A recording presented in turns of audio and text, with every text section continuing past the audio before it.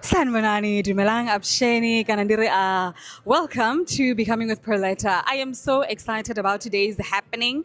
Now, mostly we are at the Multi-Purpose Center, our community center. Une all events and great things happen here. So on today's video, we have been invited by FNB in collaboration with Monetise. Talk about SMEs, small businesses and entrepreneurs who are invited to be part of this workshop. Uriba then abane ba digudise how to monetize your business, how to make your business grow na uri dijifio generanga incorporate in our businesses so that zikono arua. Now I'm so excited because this is an invitation that is not or was not only for Musina. I see Uri collaboration between FNB and Monetise has been happening all around. Yesterday they were in Thoyando. Imagine how fortunate are we? Now, upon arrival, you register your name.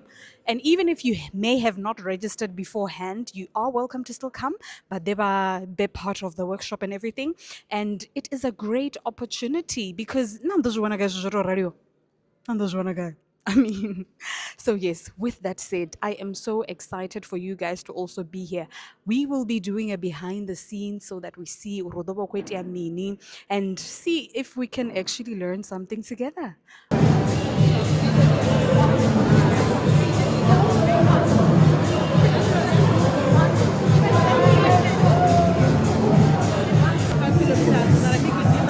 I didn't mind this thing I get.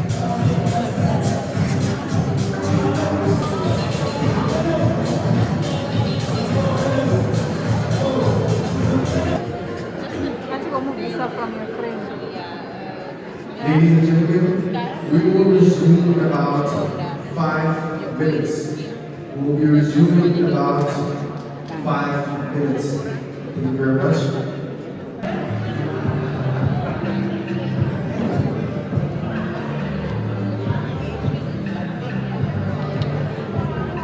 Radio personality at Musina FM, host of Becoming with Perletta podcast, and the visionary founder of Pearl Beauty and Aesthetics. Having built a brand from the ground up, she definitely understands the hustle, resilience, and power of storytelling in today's time. So please help me, give me a warm, high energy welcome to Pearl Chauke, also known as Perletta J. Thank you!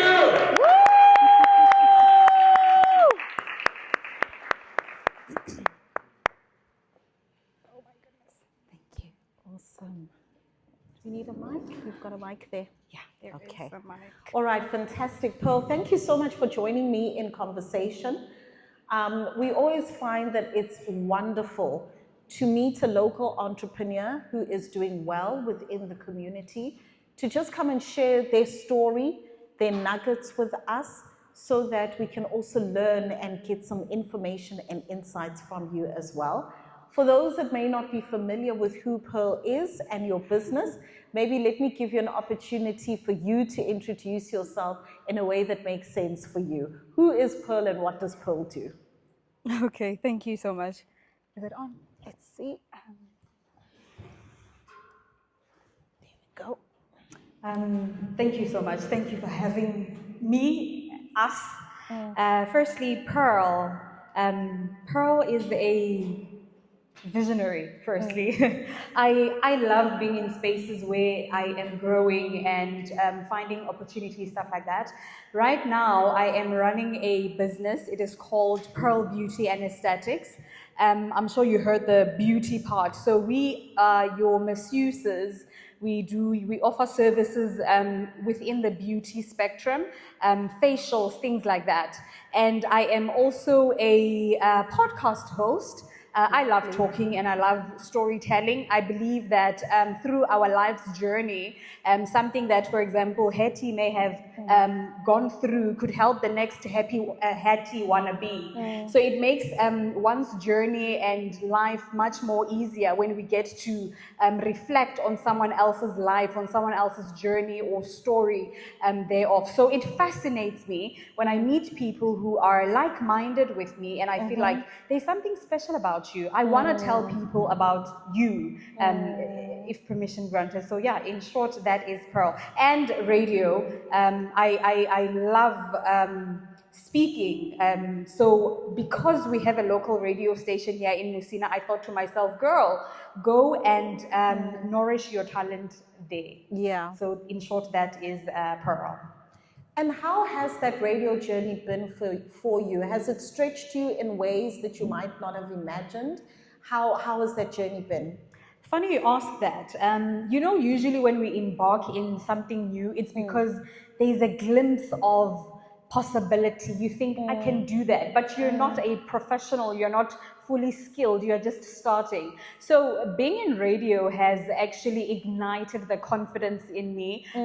When they chose me to speak here today, the person said, I knew if they could wake you up like AMs, you're just gonna do what you need to do. And I feel like with radio, it did that for me. I often say that God has blessed me with this confidence, and over the years it had died down. But because of going back into radio, it has ignited something, and I can see that I am still becoming.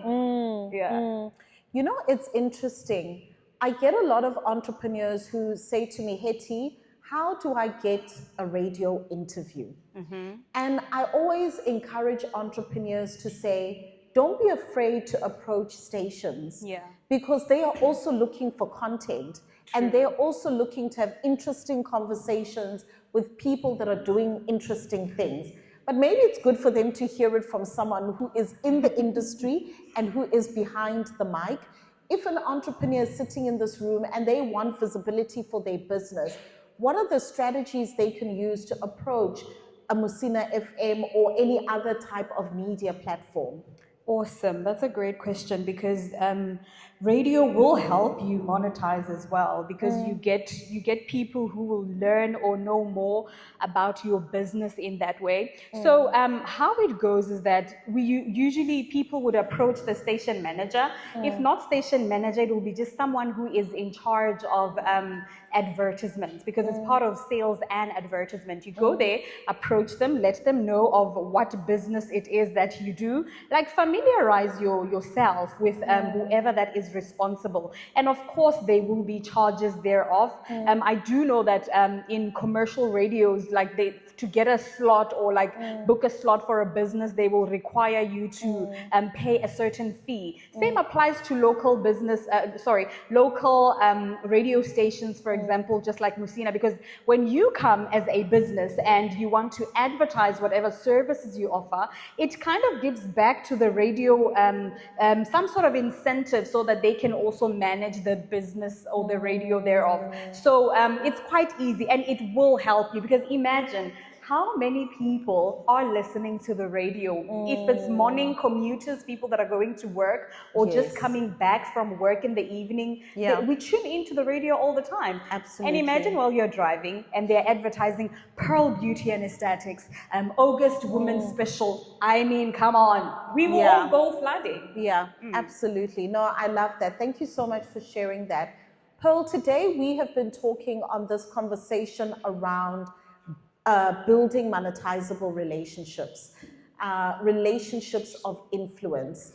And I know you've been here throughout the day, so you've had the benefit of hearing the conversation within the workshop. What type of relationships did you find that you had to build in order for your business to grow? What type of relationships have you had to nurture? And maybe what advice can you give us as far as that's concerned? I really love that question, because for any business to grow, for any business to have sustainability, there must be some sort of relationship between you as a service provider and the people that are going to come seeking your service. So you need to find a way to break that gap. So with me, I was laughing earlier when I went to see the ladies at the studio. One of them is my client. Oh, really? Hello. Yes, she is my client. So how I got to know her, I'll use her as an example. Where I work, we were at a function, same as today, and I hope you also take this into consideration and apply it. We're at a function and you tell someone that I do this. It was actually word of mouth. It was a cookout of sorts right in town. One of my clients who has kids mentioned that we are just from Pearl Spa, like randomly just saying that. But one would only mention your name if you have made a significance in their lives. Yes. So when she mentioned that, the lady then said, my daughter's going to have a birthday party soon. So let me go and speak to her so that we can have a kiddies spa date for the birthday celebration. But coming back to advice, people are important. And for you to have clients who are consistent client who are able to mention you in rooms where you are not, you must be doing something right. When you give respect to your people and give them value for their money back, I often say that it doesn't matter if my client is coming walking barefoot and you are driving a G-Wagon, the treatment needs to be the same. Yeah, 100%. I agree with you there really strongly. Thank you so much for that, Pearl. I want to open up the floor and I want to take advantage of having you on the stage for our Q&A session. You will remember I did say that if you've got any questions, any statements, anything you want to share, please write it down so that you do not forget. Now is our time where we're going to open up the floor to Q&A. Any question that you may have about your business, maybe about the stage of business that you are in, maybe about building monetizable relationships of influence. It could even be any general question about building your business. This is the time to ask your question. We've got the roaming mic, which will go around. Remember, there are no silly questions. Every question is important. So if we do have any questions, please raise your hand now, nice and high, so that we can see you and we can begin to take those questions in. Any questions? We've got one here in the front. We've got another one in the front, roaming mic. All right. If you've got questions, please don't hesitate to put your hand up so that we can be able to answer them. And I've got Pearl here who's going to help me as well. All right. Don't forget to introduce yourself and what you do, and then you can ask your question. Let's go for it. To once again. My question actually is based, is actually directed towards FNB. What financial indicators does FNB look at when deciding whether a business is ready for funding? And how can an SME position itself in financial statements of cash flow to improve its chances of approval? All right, great stuff. I think that's a really, really great question. Do we have someone from FNB that can take that question for us, Ausdumi? We can take the mic to you. Okay, you can take it? All right, great. The roaming mic is coming to you. I always find that if they're in the room, why not leverage them to be able To answer. yes, to be able to answer the question. Good afternoon to the audience. From my side, on behalf of, I'm Carmen Carter. I'm the local business manager for FNB Messina branch and in Janele branch. Great. So thank you for the opportunity for us to be here with you today. So to answer your question on that is, yeah, it is a credibility or how can I put it? A good, healthy credit record. From high school, matriculating, starting your life as either as a student, going to university, or getting a job, or doing far distance learning. What I learned was a good credit record. From my first clothing account, um, what the most important was first clothing account, a Edgars or a Jet or a first bank account is to keep your name clean. So in terms of credit that we at the bank look at, and with the new National Credit Act regulations, it is of utmost importance for our customers to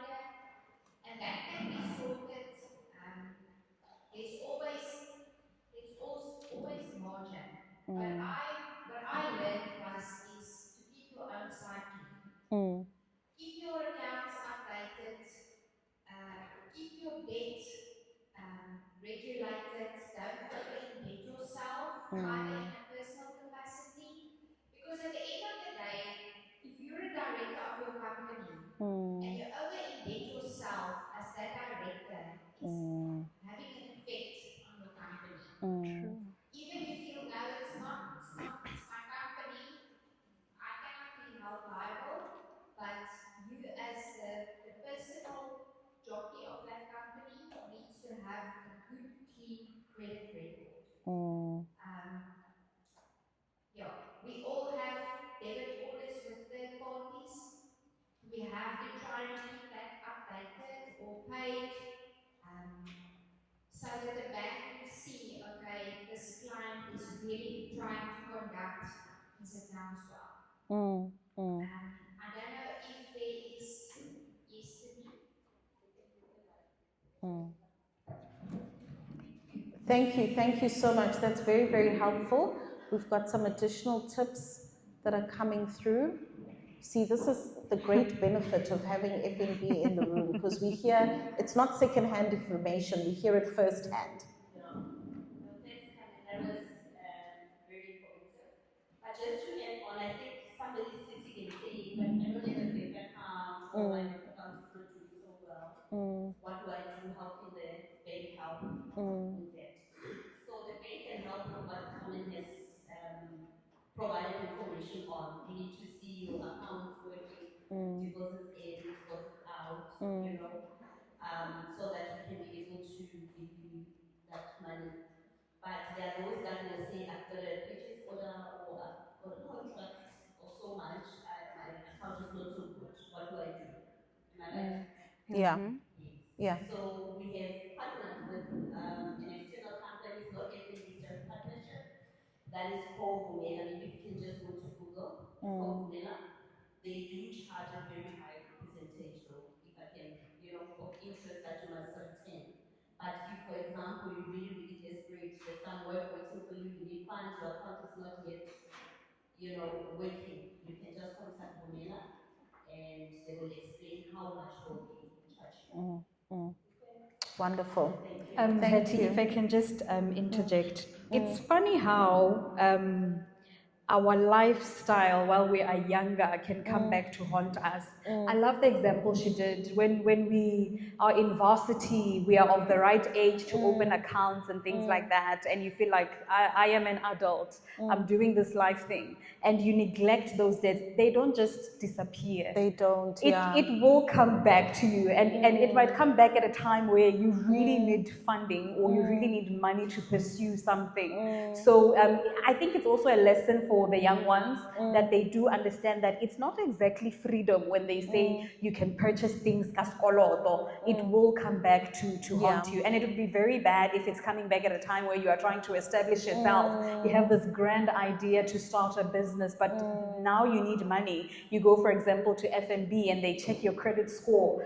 It's not doing well. No, that's so true. Every single debt that you take has a consequence to it, and it does come back. And imagine now that you're living a clean life, you're ready to take funding, and then they remind you of a clothing account that you took, when you were young and so forth. So yeah, you're absolutely right. I think we did have another question. Let's take that question. Good afternoon, ladies and gentlemen. Good afternoon. Thank you very much to give me this opportunity. Yeah, I want to know from you guys, because we are attending a lot of workshops. Yes.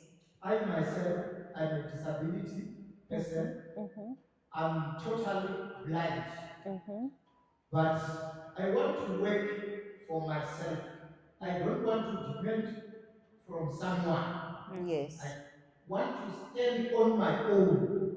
Yes. So I got a company for livestock Okay.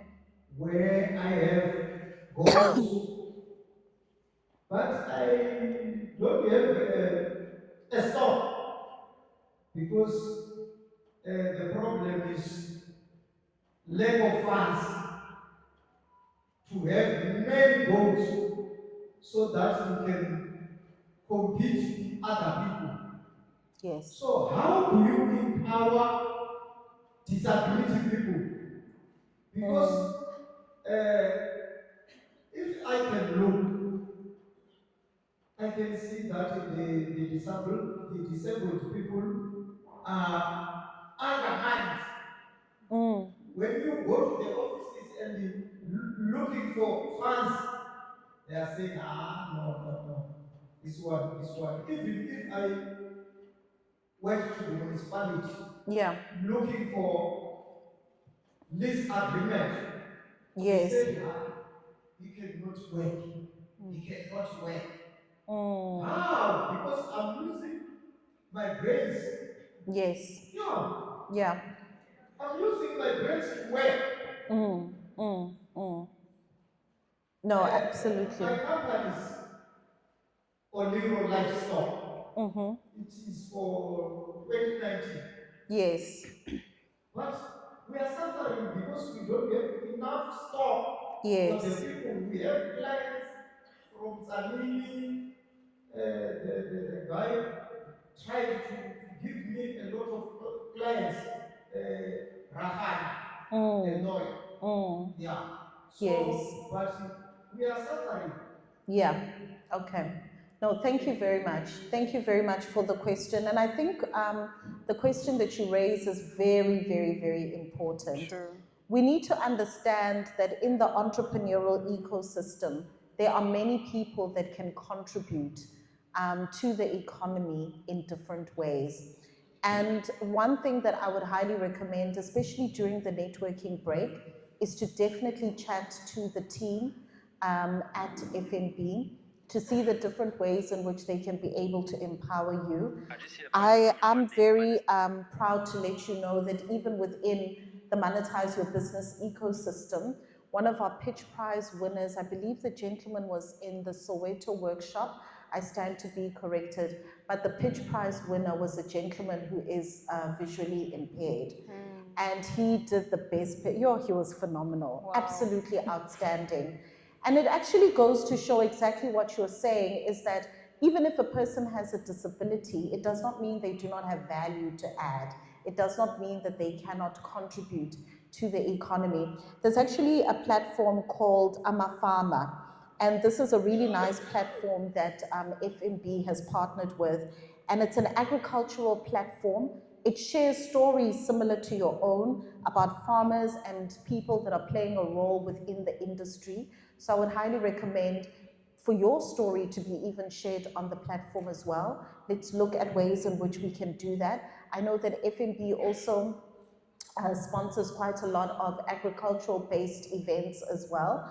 So definitely, I think that there is synergy there for us to have conversation. So during the networking break, please feel free to chat to the team at FNB and see the ways that we can be able to support you. I'm not sure if there's something you wanted to add there, Pearl. Sure thing, but it's not directed to him particularly as a he's vision impaired or disabled. But I think a lot of us would still say that where do we get money? Where do we get funding? As a young or old person, regardless of how long you are in business or you are embarking to be in business, I can bring the mirror back to myself, how I started my journey. I had no money, but I had a skill.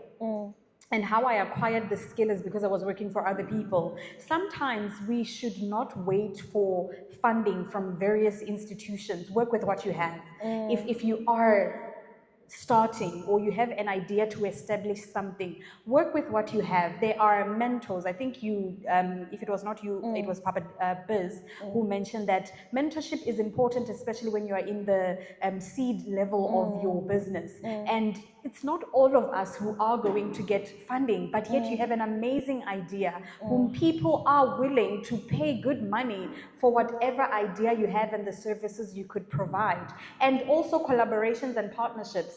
Find like-minded people.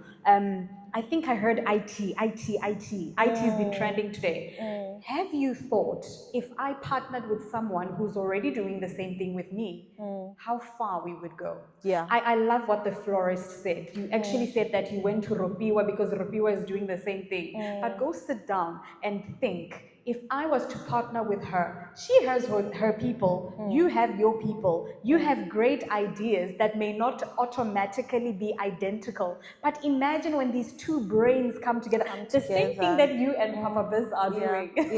We wouldn't have monetized your business if it wasn't two amazing brains with innovative ideas coming together. I mean, the sky is the limit. Yeah, no, absolutely. Thank you so much for that. I think we've gone through all the questions, if I'm not mistaken. Do we have any more? I think we've gone through it all. All right, great stuff. Do we have one more? Okay, we can take one more question. Roaming mic.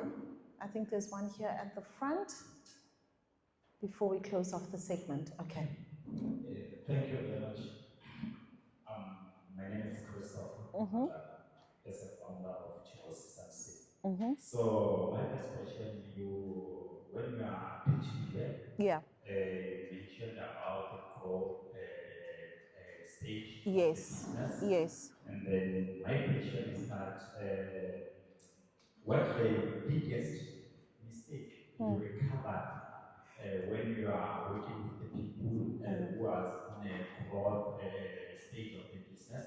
What is the biggest mistake you covered or you discovered that makes lots of business to collapse or to end when they reach the growth stage? So if you can assist me there, I can feel better. And then the other one is that when you are busy working with the businesses, what the partnership can help accelerate businesses growth if there is other institution that can make other businesses to accelerate when they get growth. Thank you very much. Okay, great stuff. Thank you so much. Hetty, may I please take the first one? Yes, go for it. It's very Please close do. to my heart. Yes, go for it. My business model. So I'm running a spa. And I thought to myself, if I only focus on the locals and just people who are traveling, it's part of the tourism sector, my business might not make it. So I thought to myself, why not go and approach lodges? You have your 5-star, 4-star lodges. There's one on the Pondrift Road. So I was sitting there one day during those times when there's no clients. Nobody's walking in, by the way. I pick up my phone, went to Google, searched, and I found one. And I approached them. I explained to them, this is the services I offer. And they say, Pearl, send us your price list. My biggest mistake was to send them price list of how my actual price list is in the business. Now, look, I want to scale. There are certain factors I needed to look at. It is from my spa to the establishment, it was about 63 kilometers away. Sure, extra costs, it is extra costs. And when I sent them a quote and my prices and everything, I used the original prices that I'm using in the spa. They loved it and they took me in. I'm still working with them. Then I have to hire a vehicle. Sometimes maybe they book for 4 guests, it's massage services. And I find out the vehicle I have cannot fit 4 beds. It means I have to outsource. Now, when you are outsourcing now, they are also running a business. They have their own fees. They're not going to work around my fees. Now, my biggest mistake was pricing. I think some of us here, we may have applied for tenders, whether it is with the government or private sector. It's always important to understand pricing because this is where you either make it or don't make it. Now, I remember later when I had a conversation with the people that hired me, they said to me, Pearl, we were amazed why you were charging us so much for transport. Even when we go shopping to Messina, we use this much. And I felt like an idiot, but it was a learning curve. And guess what I did when I approached my next client? I did the right thing. I charged what was required. So it's always important to look into stuff like that because you can either win a tender, win a job opportunity or a client due to pricing. Yeah, that's I think that's such brilliant advice. I'm not even going to add on top of that because I think that's very, very good advice. And sometimes we have to learn from our mistakes. We make errors, but then we adjust accordingly. One of the things I'll say in terms of partnerships and collaboration, yes, big organizations are good, big institutions are good, but please don't also forget to collaborate and partner with each other. I partner a lot with small businesses. We're running a workshop. I want to partner with them for somebody to supply us water or catering or whatever the case may be. Work, sometimes do a value exchange. I give you value, you give me value in exchange. It's not always money that's going to exchange hands, but don't forget to partner with other small businesses as well. I think we can look at our final parting shots. Just literally 1 minute, any final words that you have for our audience, and if they would love to come to your spa, how do they do that, Pearl? Awesome. Thank you for that opportunity. Firstly, your idea is the best. And I want you to remember something. God wants to do a new thing through you. And do not diminish yourself. That idea you have, God will give you the capability to establish it. And ngachivenda basoko dinyaza, uska inyacha when you are doing something. Take Pearl as an example. I'm not a big guru business person. Any one of you could have been sitting here. There's absolutely nothing special about me. But when an opportunity comes, try to seize that moment. Some opportunities don't come 5 times, but when it does come, seize it and always be prepared. Workshops like this, they help us so that when you are ready to scale up, there are some lessons that we were taught here today. You can always revise back. But in your waiting season, oh my gosh, we all have waiting seasons. For example, you have started that business, you are working around marketing and everything. You don't know where you are going to get your first client, but when you see a potential client, then make sure you are ready. Even when they hit you with questions, make sure you are ready to answer those questions and close that first or forever client. And our spa, as we mentioned, we are Pearl Beauty and Aesthetics. We are operating just behind Tiger Wheels at the Herrefarm de Kerk, which is on Connoisseurs and Van Zyl Street. What we offer your massages, your facials, your lymphatic drainage, and we also do house calls. Not just limited to that. And how you can get in touch with us, our social media platforms, which is TikTok, Facebook, as well as Instagram. We go by Pearl Beauty and Aesthetics. And if you want to call, my number is 079-327-4808. And one last thing. When you are running a business, remember there are 5 or 10 other people who are already doing the same thing that you are doing. Find something that is special about you, that is significant, that can set you apart from the next person who's doing the same thing. And with me, I may be a masseuse, but I deal with it holistically in the sense that I bring healing. I bring peace of mind to my clients. And with that said, thank you. Awesome. Thank you so much, Pearl. Yeah, that has been absolutely phenomenal. I'm going to hand over back to our team who will then be able to continue with the next segment. I think Papa Biz, you'll be able to chat to the team about how they can plug in further within the Monetize Your Business ecosystem. Thank you all so much and good luck to all of the pitch contestants. All right. Ask the Thank you. judges to come forward. Thank you so much.